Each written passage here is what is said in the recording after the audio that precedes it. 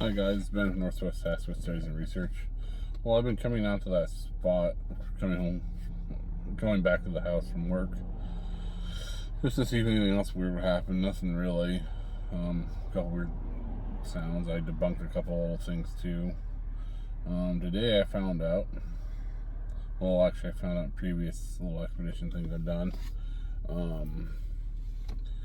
To take your screen protector thing off your phone so you get a better, clear picture, so you can actually look at, if you think you see something, you can. One second, gotta get out of the road. You can at least maybe better look at it and see if it's a clear picture. So like, there's a picture on here. I saw something in the area that was a little darker than others, so I took a bunch of pictures of that area just to see if there's anything odd or different. And there's one that looks like there's a face, or like something staring, like not a face, like something like looking at me. And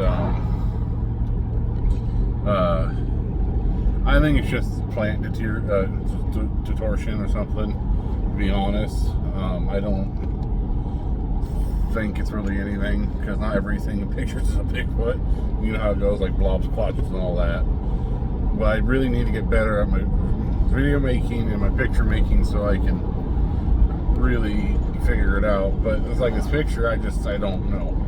And I'm not going to go post it on YouTube saying anything, because I don't want to be ridiculed for making fake stuff or blob squatch or anything like that.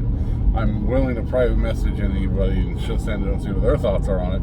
I honestly think it's just a distortion of branches and stuff, and the blackness from behind makes it look like a black Sasquatch or a dark Sasquatch in color. I don't know, but I need to be better at that, because I realized when I took the screen off the protector thing, the picture was 10 times clearer. My pictures were clearer, nicer, more crisp. Like even this, doing my video, it's crisp and cleaner. I never even thought about taking it off. It's a like $1,200 phone. It's one of those Galaxy S22s or 23s. It's the really fancy one, Ultra. So I've been using it for my video making, my pictures, and my research. And I never thought about taking the case off, because I'm always worried about scratching or breaking or hurting it, because it's my only camera source I have. I have a Canon I got from H2O in Dallas, but I haven't got it set up yet. And I have a laptop, but I need to get it all set up too. But yeah, I just noticed the difference in clarity was 100 times better. Like, I ran into occasions in my research area that I hardcore research, and that there's quite a few occasions that it may have helped me if a couple of times would have helped me if I just took the screen off and flip the camera sideways, like people keep telling me to do, and I just keep forgetting to do it in the moments when I'm researching. I'm thinking more about my research than the video making at that time. I think I would get clearer videos and better pictures, like some stuff, like things like that. And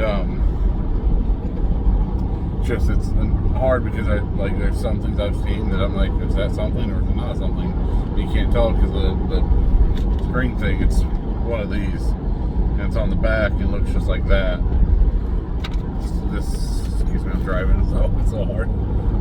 This, if you can see, it's all scratched up. So, and I never thought about leaving a fogginess. And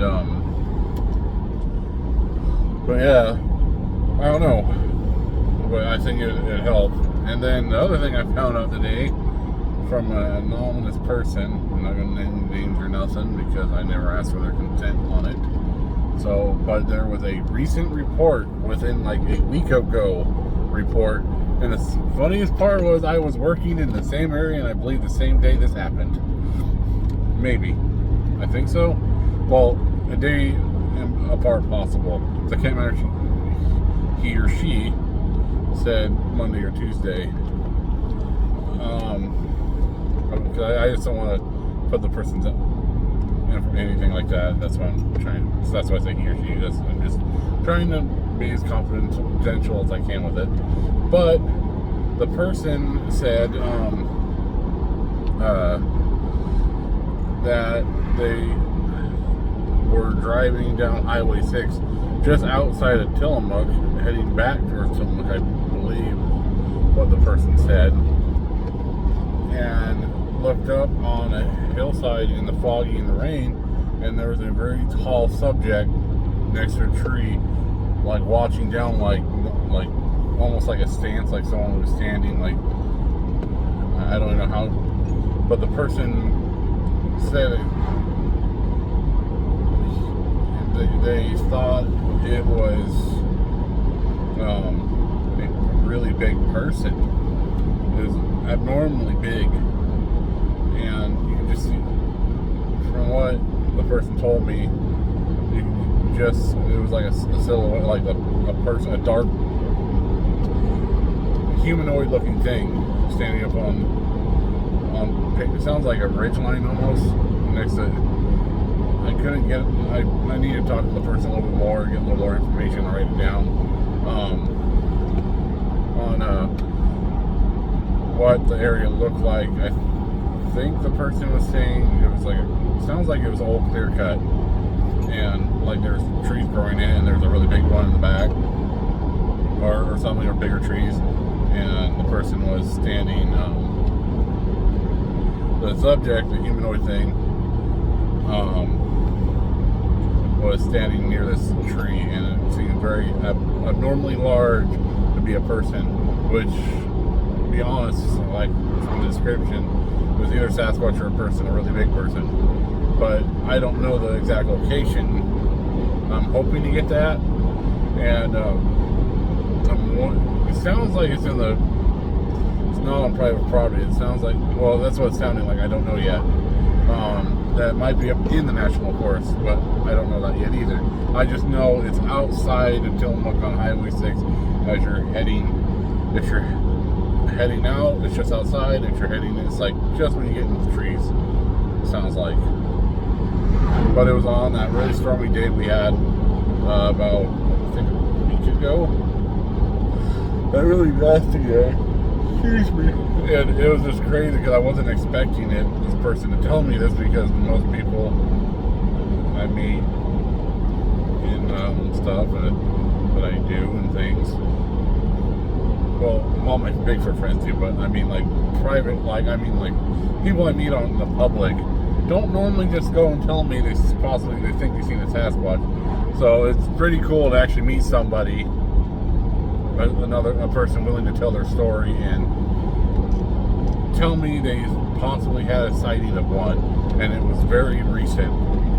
And I'm pretty excited about it, since I will be living basically in Tillamook area for the next at least 7 months. Well, around 7 months, so we can find a house to buy. I'll still be going to my research area. I'm not giving up on that. I'm way too deep in that already. Way too much stuff's happened there. If you guys seen the other videos, a lot of crazy stuff's happened there. Some stuff, it's just, I'm still doing analyzing and things like that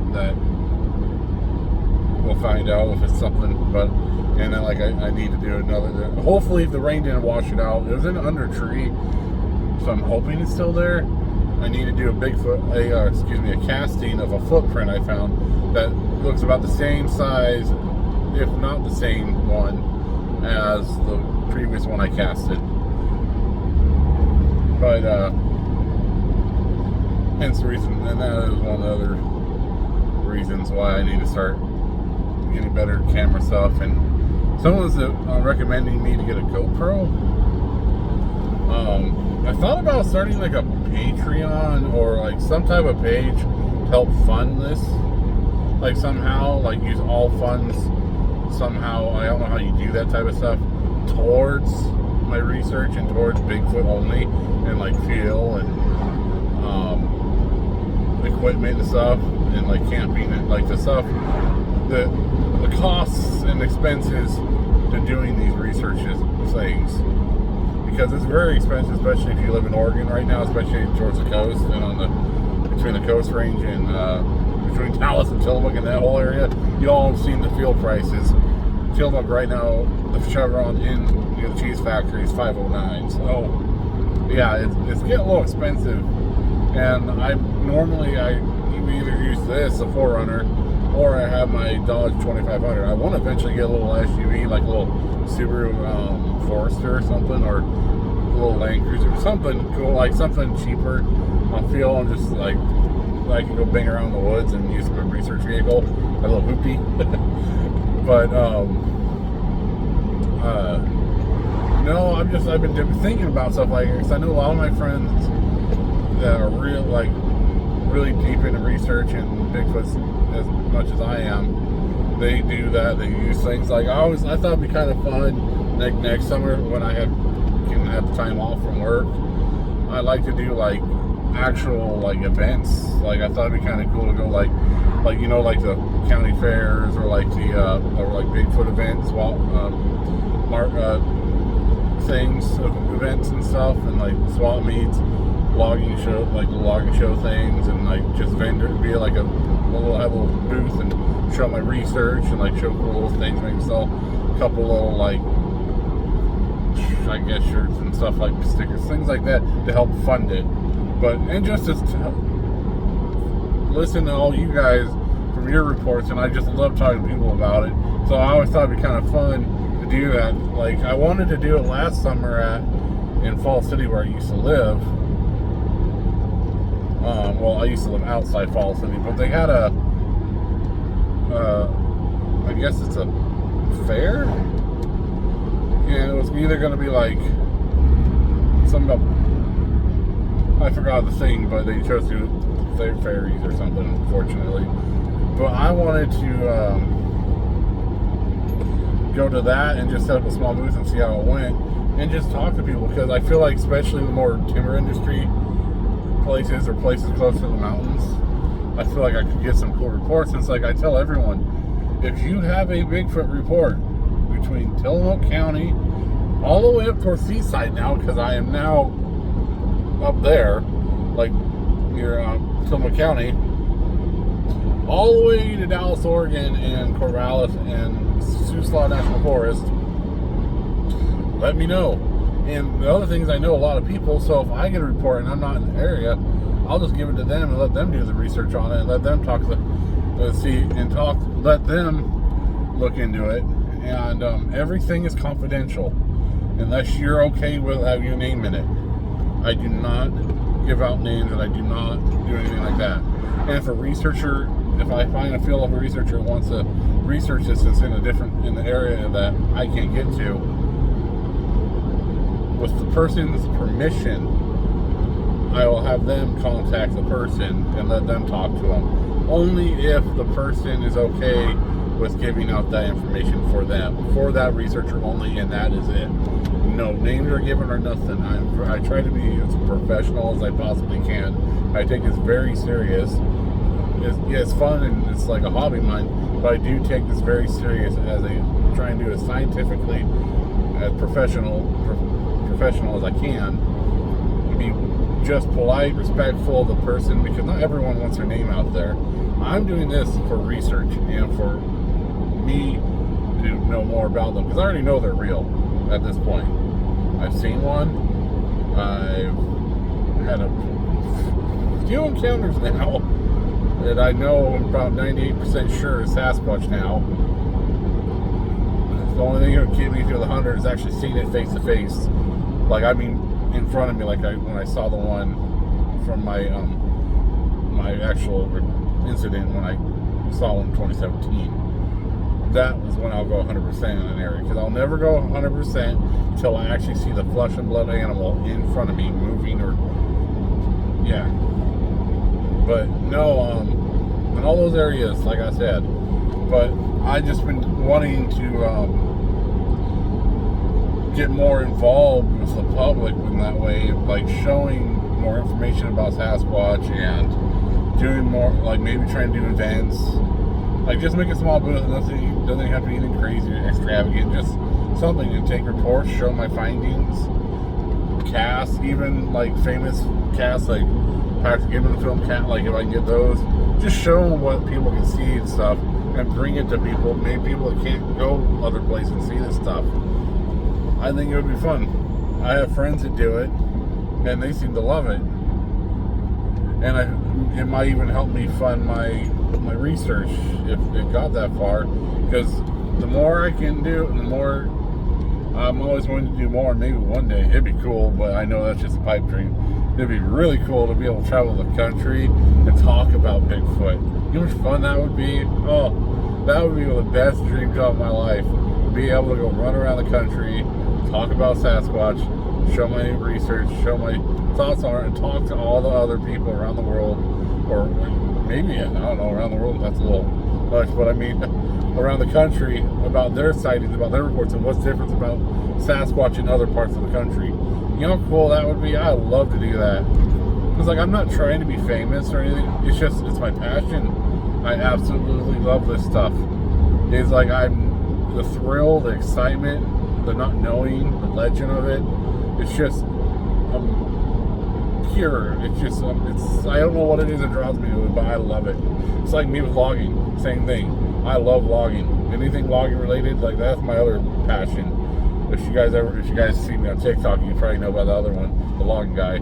I'm huge into logging and model building and finding antique stuff, reselling and all that stuff too. And that actually goes towards helping my Bigfoot stuff too sometimes. But the majority of that stuff just goes into my hobby, my train stuff. But those are my two passions. But yeah, Bigfoot, man, I've loved it since I was a kid. And then when I've always had a belief in it. I don't think I've ever told my full story on how I got into it, actually. You know? I kind of want to do that tonight. So, if you guys are all still there watching this, not bored out of your minds, I guess I can tell you the story of why I got into Bigfoot. So, happened when I was, man, what show was that? I really started getting into it probably, well, there's Harry and the Hendersons. That was one thing I thought was kind of cool, but that were to be honest, it was the native lore. I'm huge into native culture, and it was the native lore, the legend of it, was what really got me into it. And then Dr. Jeff Meldrum, one of my idols in this. Like, I finally got to meet him this last at Kelso show, and I got an autograph. My book from him, I finally got an autograph after 15 years of getting it. That was when my grandma actually, was it my grandma or my mom? I think it was my parents or my grandma. One of them got it for me, and that is really what hit it off for me, is when I got into that book.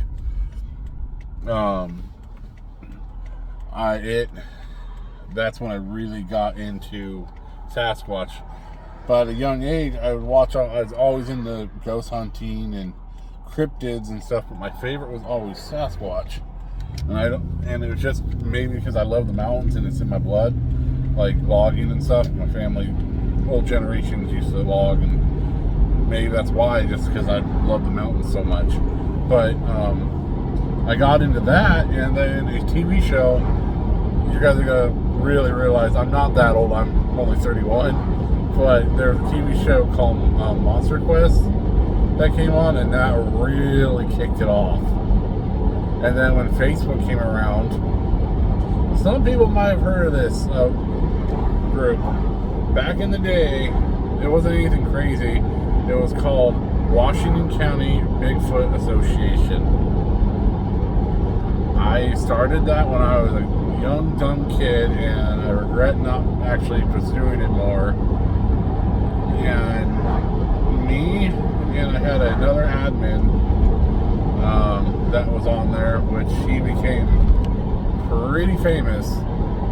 And I wish I took it more serious, and I wish now that I'm more into it, I'd like to actually talk to him more about it. But he's pretty famous now, and probably doesn't remember me. If he does remember me, he'll probably, yeah, I was just a dumb kid. But it was called Washington County Bigfoot Association, and I was obsessed.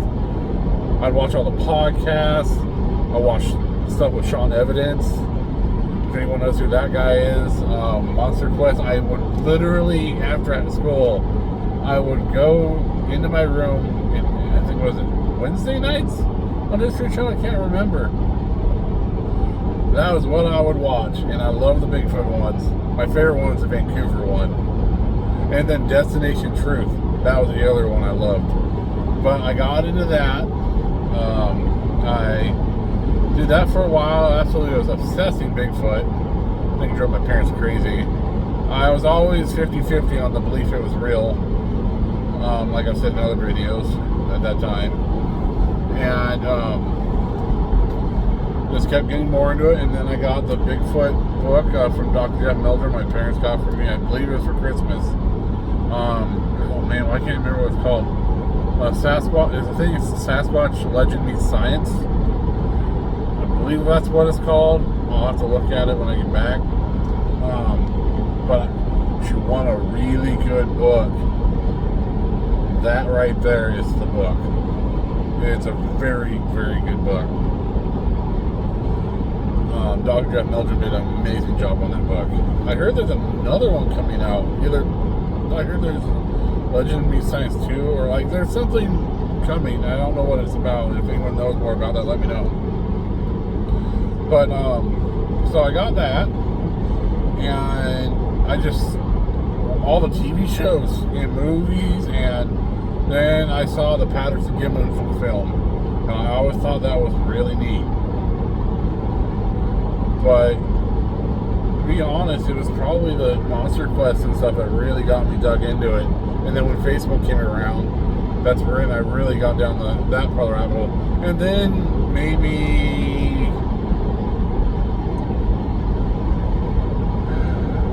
senior year of high school, I kind of tapered off of it for a while. And or junior year, I can't remember, high school. All you thought about were girls and building trucks or hot rods or whatever. Me, it was trucks and chasing women. But then I guess you could say I kind of played with it a little bit here and there throughout the years. And then in 2017 of October is when I saw one, and I wasn't even looking at that point. I wasn't even really thinking about Bigfoot then. Bigfoot wasn't really on my mind then. And I was hunting, and I had my rifle, and like you've seen if anyone's seen the video, it's on here. I don't know how to share a link, or I would. So let's just go down my video, you can find it. I saw one. It was in between me and the pickup truck, my friend's pickup truck, and his dog was in the back of the truck and didn't make a noise, and it walked across the logging road in 2 steps and was very fluent, very quiet, and like we can watch the video, you can see what it's all about. But yeah, and that's when I really went down the rabbit hole. And then probably 2 years ago now, a little over 2 years now probably, about 2 years ago, I really dug deep and got down the rabbit hole, and then I really started getting more professional into it. And then met my girlfriend, and she supported me on it, which was amazing.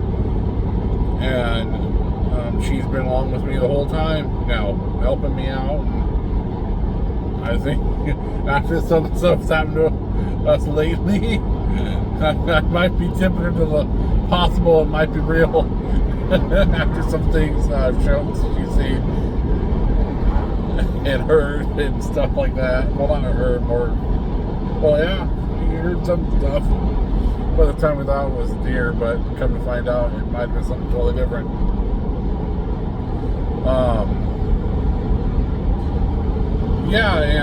Then I guess I started getting more recognized, and I met my friends from Sasquatch America, which you guys have not heard of them or seen them. I highly recommend them. They're very cool. Scott and Hannah are very nice people, and they really helped me out and got me learning more and more into it. So, and then probably last June, I got invited to a special event. Well, it was something. It was cool. And It was last, I don't know if it was June, I can't remember when it was. It was last May or something. It was sometime just before when summer's coming around. It was warmer, I remember that. I've had a lot of hot stuff out this summer, so it's hard remembering things sometimes. But I got to meet some really amazing people, and now I'm just 100 miles an hour into Bigfoot. But yeah, that's how I got into Sasquatch. So I'll quit boring you guys for tonight, and y'all have a good rest of your weekend and have a good work week. Bye.